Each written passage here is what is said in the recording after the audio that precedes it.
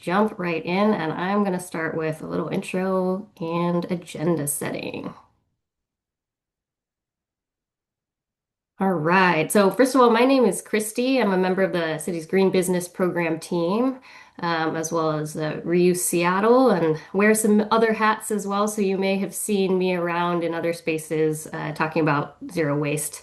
But today we're going to kick things off with having Pat Kaufman, who I was just speaking about joining, who is going to introduce himself in a moment, and he'll talk briefly about the city's waste reduction laws and requirements for events. And then I will jump back in just to give a high level overview of waste sorting best practices, as well as talk about some of the free resources that we have available for you all, your businesses, and your events. And then Gwen, who is also going to be kind of staying active in the chat, is going to introduce herself when she jumps in and share some reuse program resources. Then we're going to close things out with some time for you to ask us some questions that you have, anything about what we talk about today. And I think Gwen too, I'm going to ask that if you see people waiting, if you admin them, and thank you so much. Great. Okay, but before we really dive in, I thought it might be helpful to get a visualization of some waste volumes and what they can look like using a friendly Puget Sound icon, the orca whale, one of my favorites. But in this case, we're talking whales because we found that an average large event at Seattle Center, for instance, uh, is resulting in basically 22 tons of waste, which is the equivalent of four orcas. So, with this in mind, SPU has done some pilots last year and continuing into this year that will have some, that prevent some waste with food rescue, reusable dishware. And then we're going to talk more throughout this presentation about how you and your business, your event can also play a part in reducing waste so that we don't have those four orca whale amounts. All right. I'm now going to, now that I've set the stage with the whales there, keep that theme in mind. Going to hand it over to Pat. Great. Thanks, Christy. Hi, everyone. I'm Pat. I'm with Seattle Public Utilities, the commercial sector um, outreach work through the Green Business Program. So to talk about compliance a little bit. So in Seattle, we do require our businesses to be good recyclers and good composters. We want to have them set up their diversion programs to reduce waste. It's been many years now, since 2015, since we've prohibited recyclables and compostables from the garbage. And so folks are encouraged to make sure there's less than 10% of that type of material out of their waste. Our zero waste leadership, we are one of the leaders. There's many others. San Francisco and other progressive cities are like us, trying to set the bar and move things forward. Cities are really where the work happens. I think it's important to note that, it's through our work and your efforts, the partnership between business and city, where we move, our country and our world forward in waste prevention and reduction. So that's our commitment to leadership on that. And then food waste. Food waste is the main focus for much of our work. It is a huge contributor to climate change. It is a uh, verified, data-driven, truly phenomenal difference you can make when you get food out of your waste stream. The food that goes to the landfill, it creates methane, and methane is a huge contributor to the climate issues that we have. So those are the reasons why we're dug in and doing the work we do. I think next slide. So how do we put that in action? We have our laws, we have our rules, we have our guidelines, we have our outreach efforts. We work to support our businesses in partnership to address these things. First of all, we want people to have collection bins out. We want every business to be targeting the recyclables and compostables that are occurring within their footprint. That means staff areas, which we call back of house, and customer areas or public areas, which is front of house. And there's slightly different nuanced rules related to those areas because you can't really control what happens in the public space per se, but in your staff areas, you certainly can. You can have your training protocols and your orientation for new employees and such so that everyone understands what goes where. And of course, we want you to reduce waste because waste is costly. And so if there are procedures or protocols in your footprint that we can help out with, we do that. And so that's what the focus of the SMC, the Seattle Municipal Code, is focused on. Then we get into very specific issues around food packaging. Food packaging is where the food is, right? So obviously durable dishware is better because that's an easy plate scrape operation in a kitchen.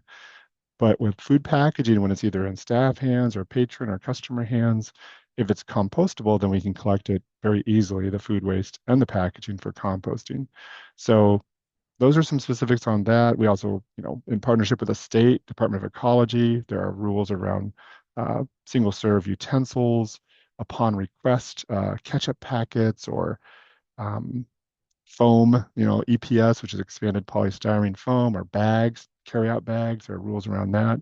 Don't really want to take time to get into all those specifics. You can certainly reach out to us anytime at the Green Business Program or go to our website to look into the details, and we can send you flyers and provide information like that about that. But the cool thing that we want to elevate here is reusables. Reusable dishwares kind of remove all that. Now, all these issues around what to do with this type of packaging, or how do you manage this, or what are the certifications for compostables?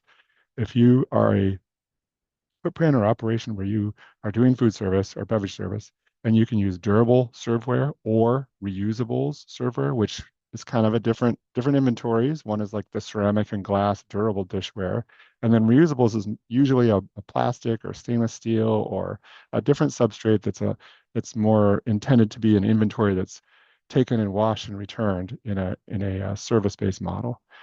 And then, of course, there's a notation here about our solid waste plan. Similar to the previous slide, all of our efforts and initiatives are housed and under the umbrella of our solid waste master plan. And that is something that the city invites our partners into to plan for. We have a solid waste advisory committee citywide, which if you're interested in really kind of nerding out on garbage and solid waste, you're welcome to submit an application to the SWAC membership group. I think they're in the midst of recruiting right now, in fact. So those are some thoughts about the SMCs. Awesome. Thank you, Pat. And yeah, Pat is the go-to expert for this stuff, anything, compliance. So yes, feel free to echoing that, feel free to reach out to us. All right. I am going to continue to just go through some high level understanding of sorting guidelines. So what's compostable, we'll go through recyclable and what goes in the garbage. Knowing that a lot of you folks on this call definitely have this knowledge, but we definitely just want to make sure that we cover it, and it may inspire some questions later too about what may go where. So, general rule of thumb: what is compostable food? Food, soiled paper, approved compostable products. Where I think the first two are pretty straightforward for folks, but where I think folks get a little tripped up sometimes, and I see this all the time, is with the approved compostable products or what kind of packaging is actually compostable.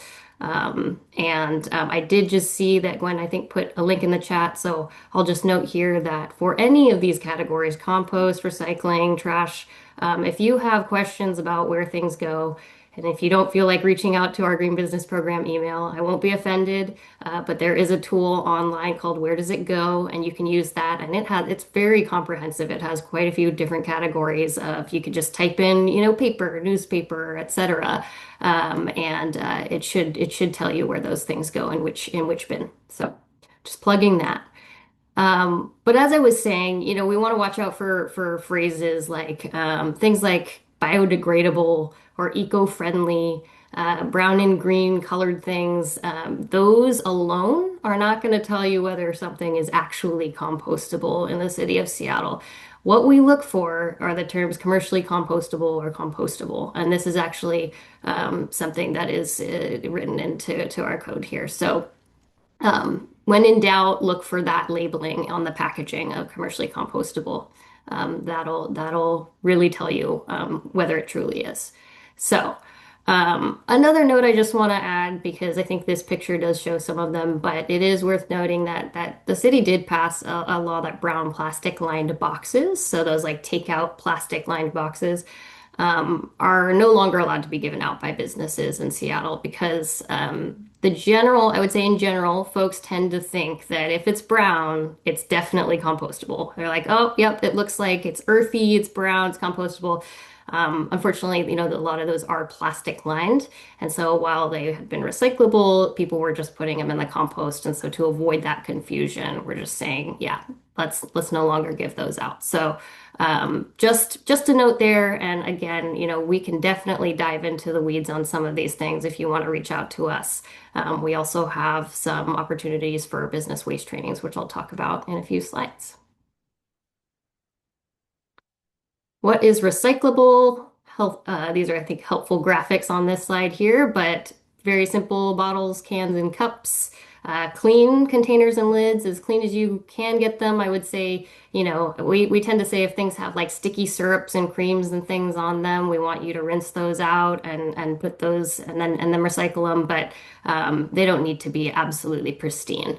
I'll say that much. So it's just, let's not get the sticky stuff on there. Just rinse it out with some water and you should be pretty good to go. And then, of course, things like dry paper and cartons, the corrugated cardboard there that you see. One thing to note is the lids, like those like Starbucks coffee lids or coffee cup lids. So those are also fine to go in the recycling. And then it's really lids, any types of lids that are basically 3 inches in diameter or larger can also go in the bins. So, all right. And then what is garbage? Oh, so much of this stuff, y'all. It's everything else here. So you'll see a lot of those, like you'll hear this too. Our team will sometimes say, when in doubt, throw it out, because we have so many wonderful, and you all see this probably from your event attendees, customers. They want to do the right thing and they want to recycle everything. But that can sometimes lead to a lot of contamination because plastic bags are a classic one, right? Like soft plastics will get wrapped up in the machines, actually, when they go to get taken care of at the recycling facilities, and that can cause a huge headache. So things like that, just they should be going in the trash and not the recycling.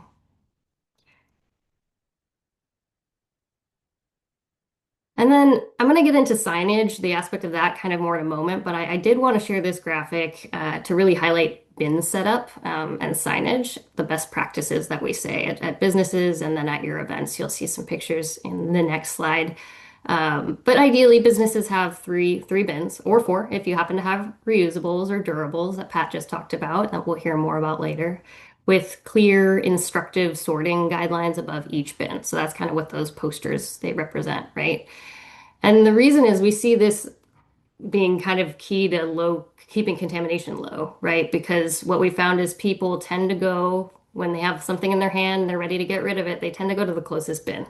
And so when you put these bins together in a bin station, it actually gives them a moment to kind of take a quick pause, figure out where things go, deposit it in the right place, and then move on. So especially this is great if folks are in a rush, again, they usually want to go just where they see the closest bin. So if you have all the bins together, it kind of helps eliminate or mitigate that issue of that contamination and brings to mind what we say stop, think, and sort. And so I think it gives people that opportunity. And I just wanted to inspire you further because this is really meant for, venues that have events and folks. So these are just some pictures of some great setups that we have seen at events in the city. So bins at the Folklife Festival, and you can see a Bold Reuse. They're one of the reuse service providers here. So they had a reuse bin there as well. So that's an example of that fourth bin. And then we had great setups at Pride Fest and Ballard Seafood Fest as well. And there are many examples. I have a whole folder on my computer of these. I know Pat does as well. We're those people who go around taking pictures of bins, especially ones that are set up so nicely. So, okay. I'm going to go into the section on waste reduction resources and programs. So I know that we kind of just touched on this, but I am, really excited that I think Seattle does a great job of offering a lot of free materials and making those accessible to folks. And so we have those for your staff, your customers to follow waste sorting best practices, and that includes getting set up with bins in a 3 bin system, making sure you have those bins at your special events or the events that you have and making sure that you have appropriate signage and labeling to guide folks in sorting. And worth noting that we offer this signage in multiple languages. So you'll see that option when you order materials. And I know Gwen also just thank you so much for dropping that link in the chat where you can go and look through the different materials and go ahead and order some of those. So yeah. And I will also plug, I mentioned this a little bit before, but we do offer through the Green Business Program free waste trainings for staff at your business. And so if you want kind of a detailed, maybe more tailored waste sorting training based on some of the materials you have at your business, or the things that you offer to customers, our team can schedule this, come to your business, provide an interactive recycling, compost, and garbage sorting training. And these trainings too are offered in multiple languages. So you will just want to let us know kind of what your needs are, and we can schedule a time to come on site. And you'll see the contact email, by the way, for all of this for the Green Business Program at the end of this presentation. So you can just reach out.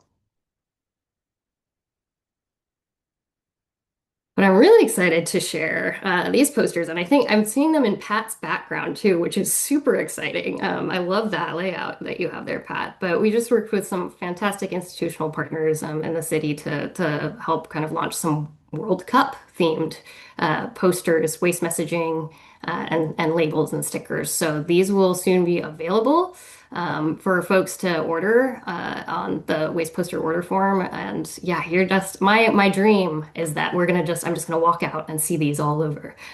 So I know that I'll definitely want to be doing what Pat's doing and at least have a little bit of a display behind me as well. And in line with that World Cup theme, we're excited to also be able to provide this kind of fun infographic flyer that has some high-level tips and tricks for businesses that are planning to have watch parties or events that are going to have, watch party events. I've been hearing through the grapevine, different events are planning to do that. And maybe, if there's some time or if you have a moment in the chat, if your business plans to have a watch party of any sort, we want to know so we can figure out how we can best support you in that and keeping that low waste. But all of these tips can be applied. It's very World Cup themed. We had a lot of fun with the soccer puns here in this flyer. Well, I did. I don't know. People cringed, I think, when they saw my puns, but they made it. They made it on the poster. And this can be applied though, my point being that this can be applied to all events. So FIFA or World Cup or no World Cup, these things still apply. So this is downloadable from our website, and I know Gwen, I think just put that in the chat too. So it's a great resource to have.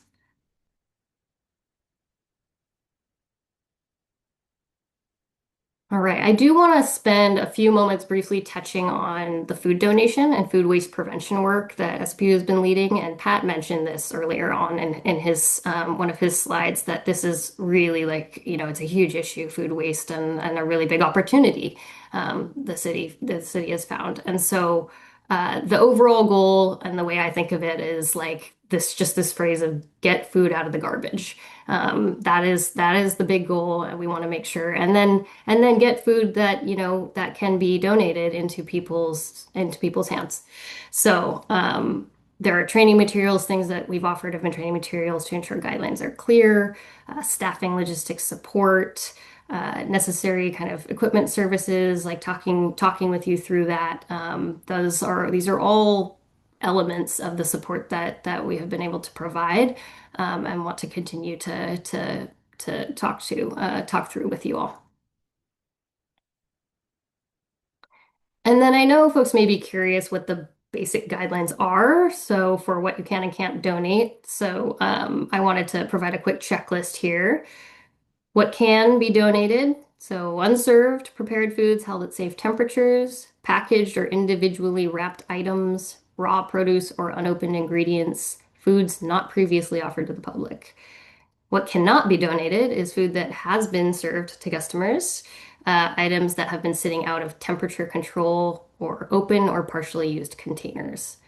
And it is worth noting here, you're going to see this call out at the bottom, this disclaimer that there's protection around, you donating food. Like we want to encourage folks to donate the things that are eligible, especially from events that have like overflow, right?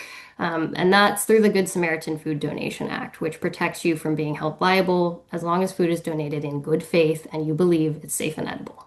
So. And I'll close out this section by noting some really exciting stats from the food rescue pilot that our team, the SPU team, did at Bumbershoot last summer. It's a huge event.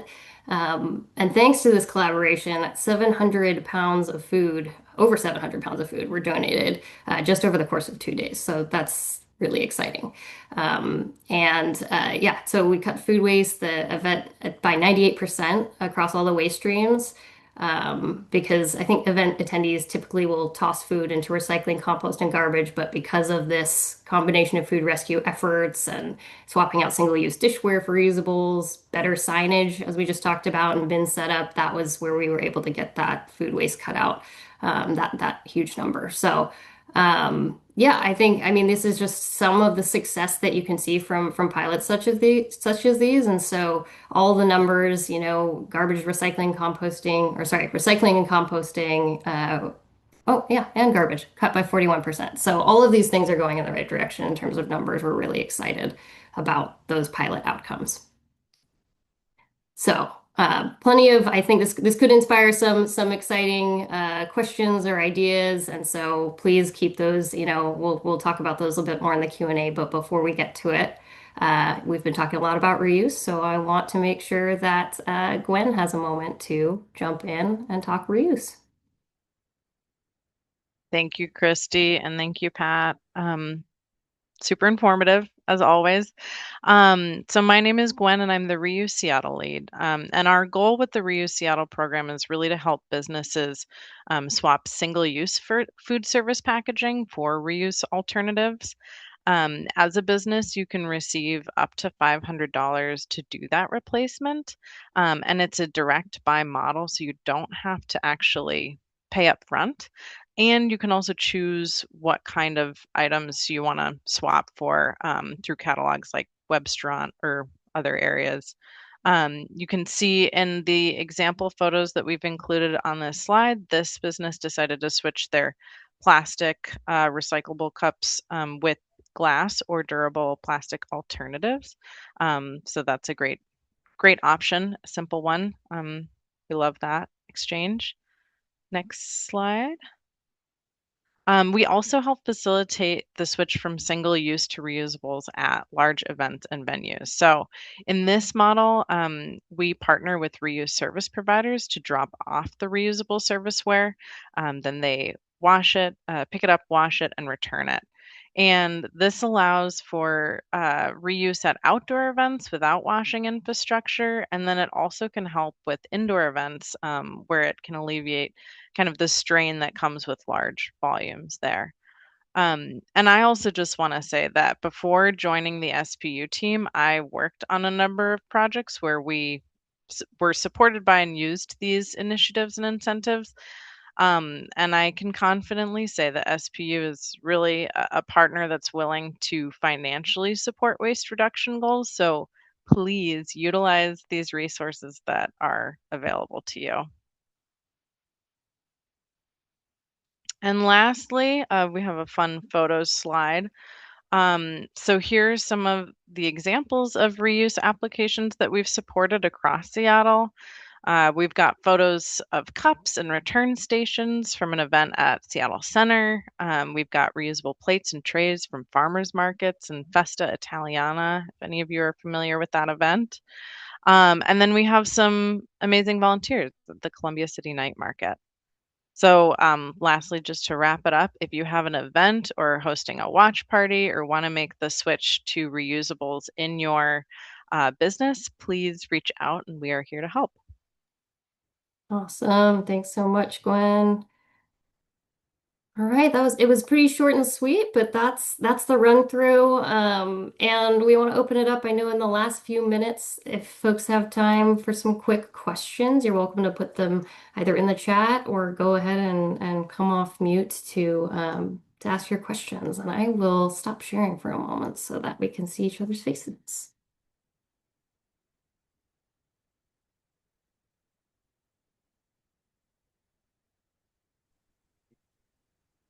Hi, everyone. My name is Jessica Damasio. I Just want to say thanks for putting this on. I have a quick question about food waste. For businesses to donate food, what does the city recommend for how to actually transport that food and where to transport that food for local food banks? I can jump in on that. Good question. And it's really, as we say sometimes about all the services that create diversion opportunities for waste and materials, the city doesn't really do the work. The vendors connect with businesses and do the work. So it's making that connection with a hunger relief organization that's necessary.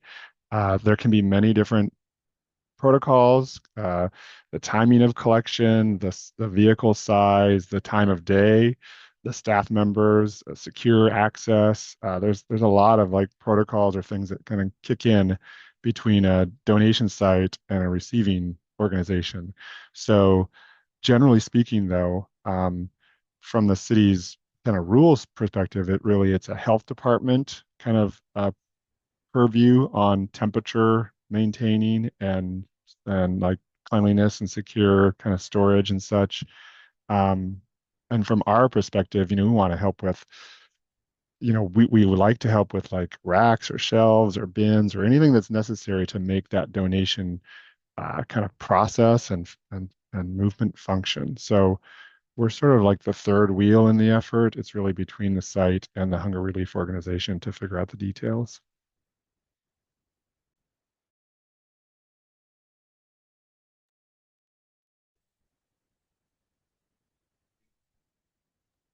Awesome. Any other questions? Yes, question here, Ray with Hotel Andra and at the market. Just wanted to know if the city have any recommendation or perhaps resources in terms of linen and terry. As you may know, hotels go through uh, many discard each month for linen and terry. Is there, in the past, we've just sort of given to like nonprofit organizations, but those organizations sometimes don't take it anymore. Do you know any resources, Christy, where they may take linen and terry? I can jump in again, Oh yeah, Christy. Pat, go for it. I saw you on mute. Yeah. Well, RAI, the Refugee Artisan Initiative, I'm just going to hold up their little postcard here that's coming through. They're happy to receive linens. I know I'll flip this postcard over now. You can see the types of bags and things they use, but I just learned recently that they can use the linens from hotels and such to line the bags because the bags are often made of a heavier, like vinyl coated signage or some sort of fence material, more of an outdoor uh, yeah, more durable substrate of fabric. And they like having the linen as the liner for a bag. It makes the bag nicer for us consumers. So anyway, Ray, I'm happy to connect you with the Refugee Artisan Initiative. If you want to send Christy or the Green Business Program a note, we can line you up with that. I think there are a couple other organizations like RAI as well. They're not the only game in town. So those are some thoughts on a specific option. And of course, I think Goodwill and other thrift organizations, you may have already checked on those options, but they, Yes. they do rag out materials that aren't resellable. And so they have channels for, you know, fabric as a commodity. Yeah, I would say that's definitely top of mind for Refugee Artisan Initiative, which it's funny because your name is Ray. They pronounce their acronym Ray as well. That's why I'm saying the full name so it doesn't get confusing. And then there's also locally there's a group called Transcend. They operate out of Pacific Place and they do some upcycled textile fashion and so. It might be something that's of interest to them, so it's worth maybe chatting with them. I can send that and I'll follow up to you as well. And then I think connecting too with I wasn't sure if they were going to be on the call, but the folks at Northwest Sewn. I know that they are kind of affiliated with the Good Business Network of Washington, and and Seattle Good Business Network, I think was formerly what it was called. And they have like a regular textile waste kind of collaborative and chat and community that uh, might be interested, and you might be connected to people through that as well. So yeah.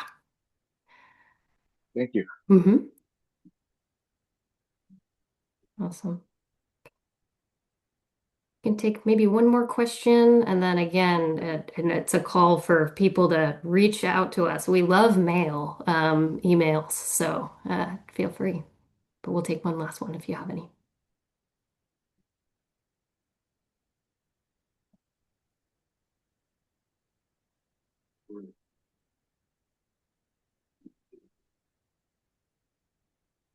All right. I was too ambitious. I thought there might be one more. No, no worries. I'll let you kind of percolate. I think there are probably, I know it's a lot of information, so there will be things that come up. And just again, thank you so much for coming.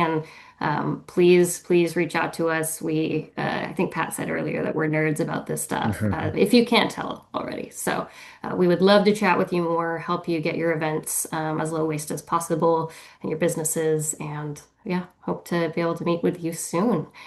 This was a recorded presentation, so once we have that, it'll be available on our website, and we can share that out with attendees too, so you can share it with other folks in your networks. But thank you so much for attending, and that'll Yeah, conclude our session today.